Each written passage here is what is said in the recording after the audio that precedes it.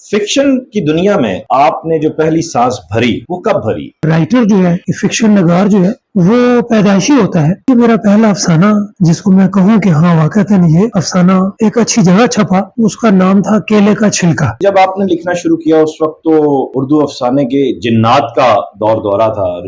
मंशियात हो गए, अहमद जावेद हो गए, बजरुल इस्लाम हो गए। ऐसे में नया अफसाना निगार जो ताजा ताजा सामने आ रहा है, उसकी पर्दाख्त कैसे हुई? क्या उसमें हल्के का किरदार था? इन सीनियर्स की जानिब से कोई तवज्जो मिली या आपका मुतालिया और मुशाहिदा ही ऐसा था कि आप आगे बढ़ते चले गए? एक थी बस्ती कालाबाग। क्या मतलब हुआ? कालाबाग अपनी जुबान में वो कहते हैं कालाबाग का गजन वजन पे है। हमीद कैसर, ये एक थी बस्ती क्या हुई? तो फिर मैं उनको कहता हूँ कि ये वो कालाबाग है जो न मैंने देखा है न आपने देखा है।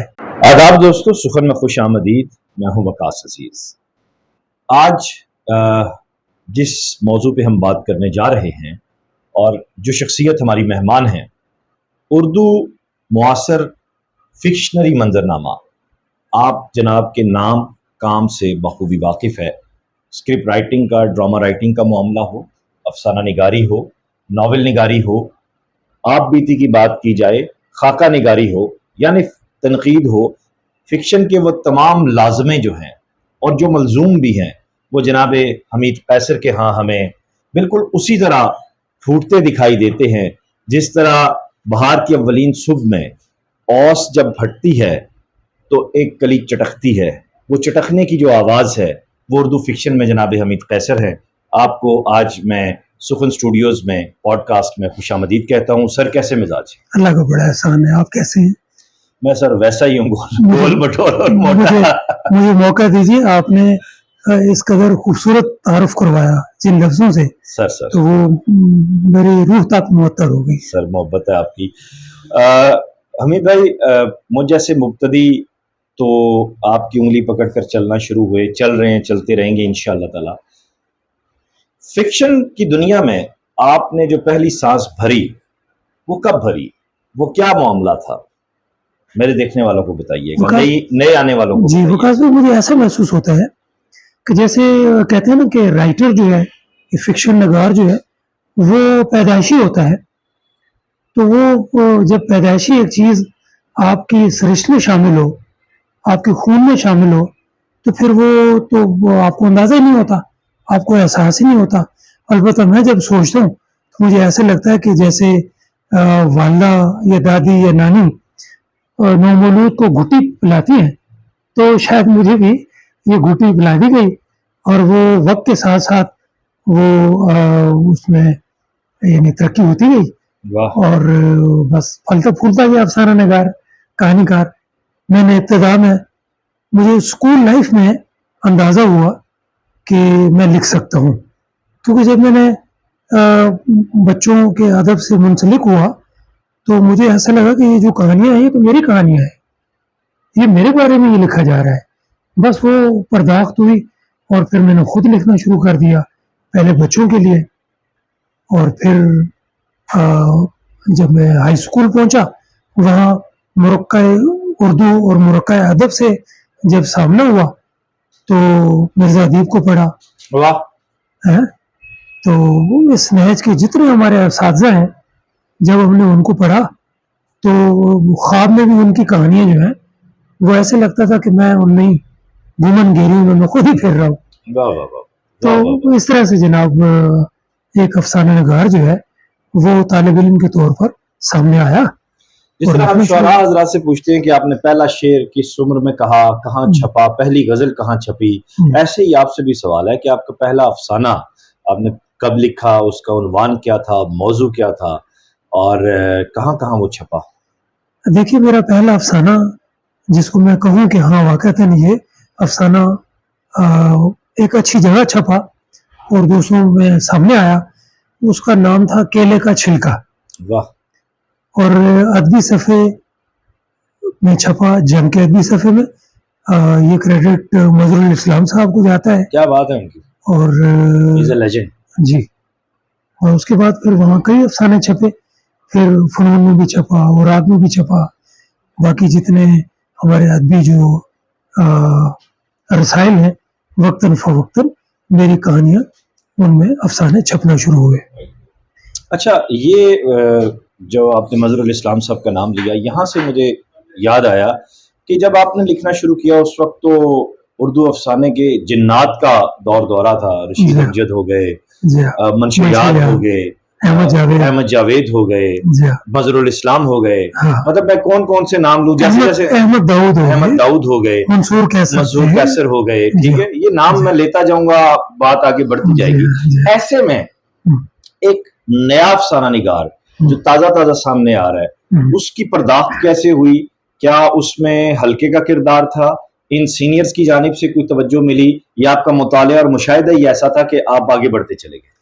دیکھیے وکاس بھی ایسا ہے، میں اب تک یہ سمجھا ہوں کہ جو مثلا میں اپنی بات ہی کروں کہ میں اپنے آپ کو ایسے سمجھتا ہوں جیسے شہد کی مکھی ہے، وہ گھومتی ہے پھرتی ہے بیابانوں میں، جنگلوں میں، باغوں میں، اس کو جہاں اس کا جی چاہتا ہے وہ بیٹھ جاتی ہے اور وہاں سے ایسنس لیتی ہے، اور پھر آپ دیکھیے کہ کیسی نور جیسی خوبصورت چیز جو ہے وہ تخلیق ہوتی ہے۔ آپ کے افسانوں میں ہم دیکھتے ہیں کہ لوکیل بہت ہے۔ آپ کے آپ نے جب اپنا افسانوی سفر آغاز کیا تو ایسے میں ہمیں بیانیہ بھی ملتا ہے، کردار بھی ملتا ہے، علامت کا عروج تھا، دور دورہ تھا، نظم میں بھی علامت در آئی تھی، افسانے میں بھی در علامت پورے عروج کے ساتھ تھی، مغربی جو فکشن ہے، مغرب کا جو لکھاری ہے اس کا، اور رشین ادب کا بہت زیادہ اثر تھا اس دور میں۔ ایسے میں اپنا اسلوب بنانا مشکل نہیں تھا؟ جی بالکل تھا، مگر میں نے اس کی فطری طور پر نا میں نے اپنا ایک ٹریک بنا لیا کہ میں نے کسی چیز کا اثر غیر ضروری اس کے کسی اثر میں آ کے قبول نہیں کیا۔ میں نے پڑھا اور مطالعے کو ڈائجسٹ کیا، ٹھیک ہے، اور ظاہر ہے قرآن مجید میں غور و فکر ہے، ہر دوسری تیسری سطر میں غور و فکر پہ زور ہے، تو جب انسان کائنات کی جو رنگینی ہے اور تغیر ہے، جب اس پہ غور و فکر کرتا ہے تو اللہ میاں جو ہے وہ راستہ دیتے ہیں آپ کو، خوابوں کے ذریعے، آپ کو خیالوں کے ذریعے، احساسات کے ذریعے آپ کو راستہ ملتا ہے۔ ایک فکشن نگار کے لیے جی ہاں، پہلے تو میں آپ سے جاننا چاہوں گا کہ فکشن ہے کیا آپ کے نزدیک؟ کیا وہ لگی بندی روٹین ہے جو ہمیں یونیورسٹیز میں پڑھائی جا رہی ہے، یا ہمیں وہ ناقدین کے ہاں نظر آ رہی ہے، یا ایک تخلیق کار کے اندر سے جو اصل چیز سامنے آ رہی ہے، جو اصل اس کے اندر سامنے آ رہا ہے وہ فکشن ہے؟ فکشن ہے کیا، اور کیا کہانی اور فکشن میں کوئی فرق ہوتا ہے؟ یہ دو سوال آپ کے سامنے میرا۔ وکاس بھائی میرے نزدیک فکشن جو ہے وہ زندگی کا عکس ہے، اور لوگ نظریات پوچھتے ہیں تو میں ان کو کہتا ہوں کہ میرا نظریہ ہے ادب ہے زندگی۔ اب زندگی اتنا وسیع اور اتنا متنوع موضوع ہے اور اس کی بساط ہے کہ میں سمجھتا ہوں کہ بس جیسے ہم انسان جو ہے اللہ میاں کا خلیفہ ہے نا، تو تخلیق خالق کائنات جو ہے وہ اتنے اوپر کہیں بیٹھا ہے، میرا جو تصور ہے وہ بساط بچھا کے بیٹھا ہے، وہ بساط یہی کائنات ہے، اس میں رنگا رنگی ہے، اس میں تنوع ہے، اس میں خوشبو ہے، اس میں کیا نہیں ہے۔ بابا ممتاز مفتی صاحب نے جب انہوں نے میرے سیڑھیوں والے پل کے لیے اپنا مضمون لکھا تو انہوں نے سیڑھیوں والے پل کو مرکز مان کے اس کا عنوان بنایا ادب کا کھچڑا۔ تو جب ادب کا کھچڑا آپ کے سامنے ہو تو آپ سمجھ سکتے ہیں کہ میرا ادب کے حوالے سے نظریہ کیا ہوگا۔ بالکل، تو زندگی ہے جی بنیادی چیز، اور اس میں سمجھ لیں کہ آپ کے افسانوں میں جو سب سے بڑی علامت ہے وہ انسان ہی ہے۔ جی انسان ہے، اور اس میں کیا مطلب آپ سارے اکثر یہ دیکھتے ہیں کہ شاعر بھی شعوری کوشش کرتا ہے، افسانہ نگار بھی کرتا ہے، آپ نے اس علامت سے باہر نکلنے کی کوشش کیوں نہیں کی؟ میں سمجھتا ہوں کہ فطرت کے قریب ہے اور میں فطرت سے ہٹنے والا نہیں ہوں۔ میں سمجھتا ہوں کہ کائنات کا جو حسن ہے یہی فطرت ہے، کیونکہ آپ کے ہاں بغاوت بھی نظر آتی ہے، سماج سے بھی بغاوت نظر آتی ہے، جی۔ نفسیاتی سطح پہ بھی آپ بات کرتے ہیں، جی لیکن وہ بغاوت ایک جو زیریں لہر ہوتی ہے انسان کی، اس کے اندر اترتی محسوس آتی ہے، وہ لاؤڈ نہیں ہے، وہ رن نعرہ نہیں بن رہی۔ ہاں، وہ میرے خون میں شامل ہے. میں نے میرا تعلق کالا باغ سے ہے اور میں کالا باغ کی دھرتی سے میں پھوٹا ہوں. اس پہ اور ایک دریا کے سوال میں کنارے، آگے چل کے کروں گا، لیکن جی پلیز آپ جی کنٹینیو۔ دریا کے کنارے. اور ابھی میرا یعنی سمجھ لیں کہ ذہن اتنا پختہ نہیں تھا، لیکن اس ناپختگی میں میرا سامنا ہوا نواب کالا باغ کا جو نواب ہیں ان کے تسلط اور ان کا جو ظلم و ستم ہے اس سے سامنا ہوا. تحریکوں سے میرا واسطہ پڑا تو میری پرداخت میں ان تحریکوں کا بھی حصہ ہے، صحیح، چاہے وہ بغوچی محاذ ہو، چاہے وہ کالا باغ فرنٹ ہو، چاہے وہ ریشمی رومال ہو. واہ، یہ جو تحریکیں ہیں ان سے بھی میں نے میری پرداخت ہوئی ہے، میرے خون میں واہ، یہ چیزیں بھی شامل ہیں. پھر میں بلوچ ہوں تو اچھا، بلوچ تو ویسے ہی ان کو باغی بنیاد ہے۔ ویسے ہی باغی ہے. تو یہ بالکل آپ نے صحیح پہچانا ہے. یعنی ہم آپ کے قاری ہیں، ہم مانتے ہیں۔ نہیں، آپ کی محبت ہے بالکل بالکل. اچھا حمید قیصر صاحب، کالا باغ کا آپ نے ذکر کیا تو ناول بھی آ رہا ہے آپ کا، اس کے عنوان اور اس کے بارے میں کچھ دیکھنے والوں کو بتائیے گا تفصیل سے۔ جی ایک تھی بستی کالا باغ. ہوں، اب دوست میرے پوچھتے ہیں، چونکہ میرے چاہنے والے زیادہ تر کالا باغ سے ہی ہیں، مجھے کالا باغ کو وہاں سے نکلے ہوئے میں 1987 میں نہیں 1900 ظفر خان نیازی یاد آ گئے مجھے، ہاں آئے اللہ مغفرت کرے، آمین. وہ بھی یہ کہتے ہوتے تھے ایک تھی بستی کالا باغ۔ ہاں 1982-83 میں میں کالا باغ سے نکلا اور میرے والد صاحب کے ایک دوست تھے، ان کا نام اب چونکہ وہ نہیں رہے تو میں ان کا نام لیتا ہوں، حاجی شاہ بہرام. وہ میرے والد صاحب کے لنگوٹیے تھے اور والد صاحب نواب آف کالا باغ کا جو کالا باغ میں جو اثرات تھے ظلم و ستم کے، چونکہ وہ بلوچ میں نے بتایا آپ کو، تو وہ چھوڑ چھاڑ کے نکل گئے تھے دبئی.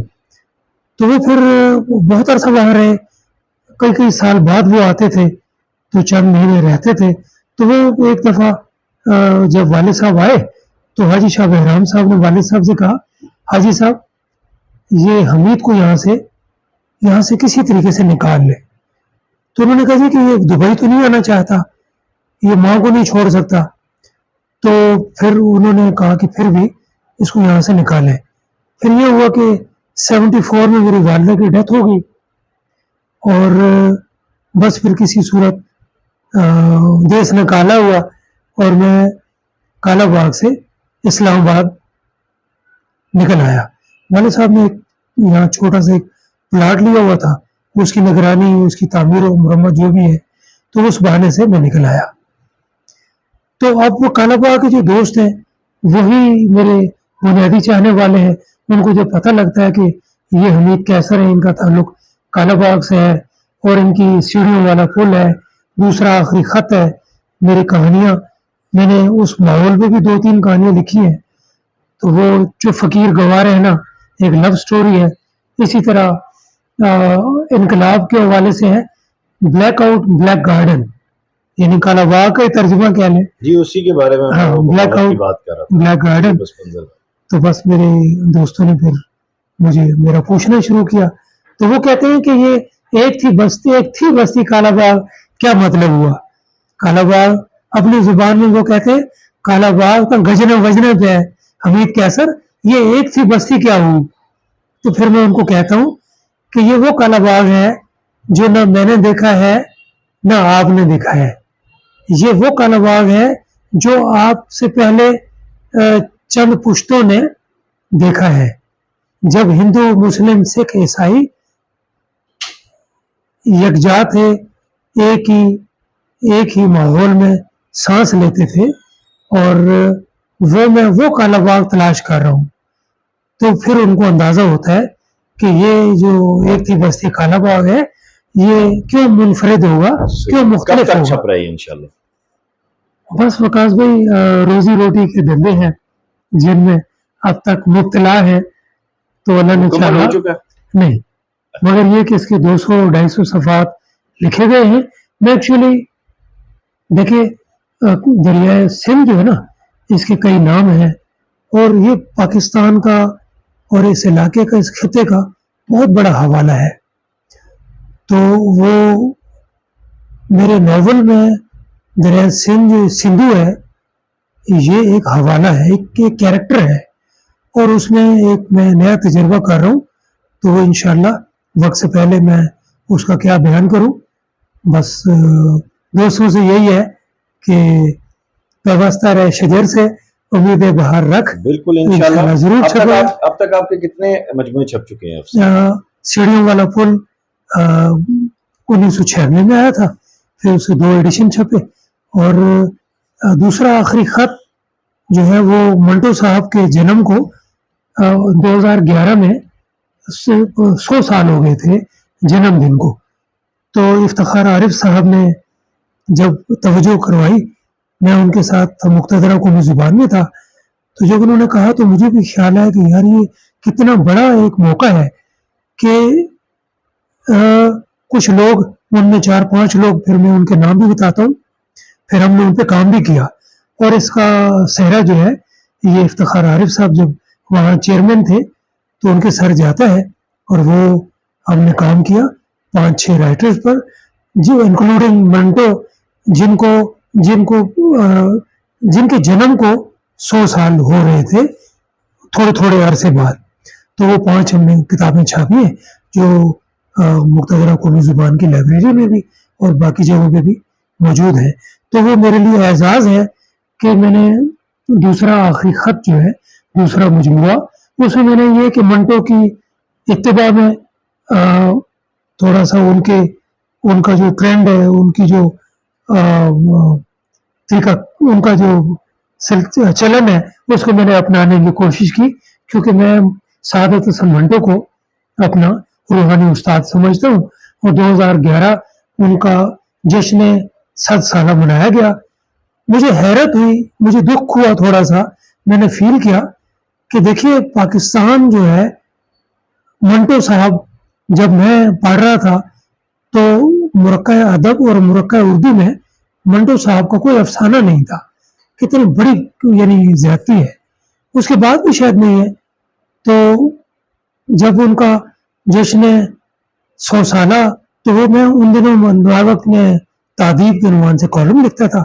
میں نے پھر اس میں لکھا میں نے کہا دیکھیں حضرت علامہ اقبال کو کیا پاکستان کے یہ جو 2011 کا سال ہے اس کا کوئی محتاج ہے وہ جن کے لیے اتنا بڑا ادارہ لاہور میں موجود ہے. کون سی زبان ہے جس میں اقبال پہ کام نہیں ہوا کون سی مطلب ہے کہ زاویہ ہے جس پہ کام نہیں ہوا. تو میں نے اس پہ ٹھیک ٹھاک احتجاج کیا. میں نے کہا پاکستان کے اداروں کو یہ خیال ہی نہیں ہے کہ اتنا بڑا افسانہ نگار 2011 میں جشن 7 سالہ اس کا منائے. اس کا حق ہے اس کو نصاب سے آپ لوگوں نے دور رکھا. اور تو پھر میں نے نہ صرف یہ لکھا بلکہ 9 کہانیاں میری موجود تھی وقاص بھائی. تو میں نے 9 کہانیاں ان کو زیادہ جانا اور میں 200-250 صفحے کی ایک کتاب دوسرا آخری خط ان کے نام میں نے اس کو منظور کیا ان کا اسکیچ لگایا اور اپنے طور پہ میں نے جشن 7 سالہ کا اعلان کیا. دوستو یوں تو میرے ذہن میں ان گنت سوالات ہیں. سوالات کا یوں سمجھے کہ چھتا ہے ایک اور اس میں سے میں نے 0.1% بھی ابھی سر کے ساتھ وہ گفتگو نہیں کی کیونکہ اس پروگرام کا پورٹ فولیو اتنا ہے کہ ہم 20 سے 25 منٹ کے دورانیے تک رہیں. انشاءاللہ تعالی ایک نہیں کئی جامعات زندہ و جاوید ہیں حمید قیصر صاحب کے اندر اور ہماری یہ خوش بختی ہے ہم پر کرم ہے اللہ کا کہ ایسے سینئرز ملے ایسے بڑے بھائی ملے جنہوں نے ہمیشہ ایسے رہنمائی کی جیسے حق ہوتا ہے. میں جاتے جاتے یہ جاننا چاہوں گا سر کہ نئے جو آنے والے ہیں ان کو آپ کیا مشورہ دیں گے کہ معاصر فکشن میں کس کو پڑھیں اس سے پہلے کس کو پڑھیں اور اس کے بعد کس کو پڑھیں؟ وقاص بھائی میرا خیال ہے کہ ہم نئے لکھنے والوں کو نا بیان نہیں کرنا چاہیے. اس لیے میں کوئی نام لیے بغیر انہیں یہ کہوں گا کہ جو دستیاب ادب ہو ظاہر لائبریریز آپ دیکھتے ہیں اس میں جیسے آپ نے دیکھی ماشاءاللہ کتنا خزانہ جمع کر رکھا ہے. بس یہ پڑھتا ہوں بس بس وہ ایک نظر میں پتہ لگ جاتا ہے نا کہ اصناف ادب میں کون کون سینئر ہیں کون جونیئر ہیں. بس میں کہتا ہوں نئے لکھنے والوں کو سب پڑھیں. واہ, سب پڑھیں گے نا تو ان کو پتہ لگ جائے گا کہ چوائس کیا کر رہی ہیں, جانا کس طرح. جی ہاں. پھر دوسری بات یہ کہ زمانہ سب سے بڑا استاد ہے. زندگی اچھے لوگوں کی محفل میں بیٹھیں, پڑھنے سے تھک جائیں تو لوگوں کی گفتگو سنیں, خود مشاہدہ کریں, تو اپنے اندر جھانکیں, باہر دیکھیں, تو غور و فکر کریں کائنات کتنی خوبصورت ہے اور کائنات کے بنانے والے نے کیسے کیسے اسرار و رموز آپ کے سامنے کچھ منکشف کر دیے ہیں, کچھ ابھی منکشف ہونے باقی ہیں, اور وہ نئے آنے والوں کی آنکھ کے ان کے دستے کیا کہنا جی دستے کیسے کھو, اس کے ہاتھ کی وہ منتظر ہیں کہ کوئی آئے, کسی ڈھکی چھپی ہوئی کسی کتاب کو, کسی اوراق کے سادہ کو وہ اٹھائے اور پڑھنا شروع کرے, اپنے دستے ہنر سے بدل دے اس کو. ہاں تو بس ایسا ہے. دوسری بات یہ کہ جو ہمارا لوگ, میں دیکھتا ہوں وقاص بھائی, مجھے وہ گلہ ہے اپنے لکھنے پڑھنے والوں سے, وہ حالات حاضر پر بولتے ہوئے یا لکھتے ہوئے بہت گھبراتے ہیں. لیکن آپ فیس بک پہ لکھتے ہیں. میں ان سے یہی کہنا چاہ رہا ہوں کہ مفادات, آپ یہ سوچیں کہ جو آپ کا نصیب ہے, جو آپ کی قسمت ہے, وہ آپ کو مل کے رہنا ہے. واہ واہ واہ, پھر سبحان کسی اللہ. چیز سے آپ نے کیوں ڈرنا ہے, اپنے آپ کو کیوں آپ نے دبا کے یوں رکھنا ہے, ایسا نہ کریں. اپنے اسب قلم کو دوڑائیں جہاں تک دوڑتا ہے, اسے لکھنے دیں, جو لکھتا ہے دیکھی جائے گی. واہ, بہت شکریہ آپ کا دوستو. اس ویڈیو کو ضرور جو ہے ہر اس شخص تک پہنچائیے گا لنک کو جو ذرا سا بھی لٹریچر سے دلچسپی رکھتا ہے, کیونکہ اس وقت سب سے بڑا جو کال پڑا ہوا ہے وہ یہ کہ رہنمائی تو دور, سیدھی بات, سچی بات, درست بات کرنے والا شخص کوئی نہیں. اور ایسے میں حمید بھائی کی موجودگی مجھ سمیت انگنت جو طلباء ہیں ان کے لیے کسی نعمت مترکبہ اور غیر مترکبہ دونوں سے کم نہیں ہے. اللہ تعالیٰ آپ کو سلامت رکھے, اپنے دل کا خیال رکھیے گا, چینل کو سبسکرائب کیجیے گا. خدا حافظ. Thank you.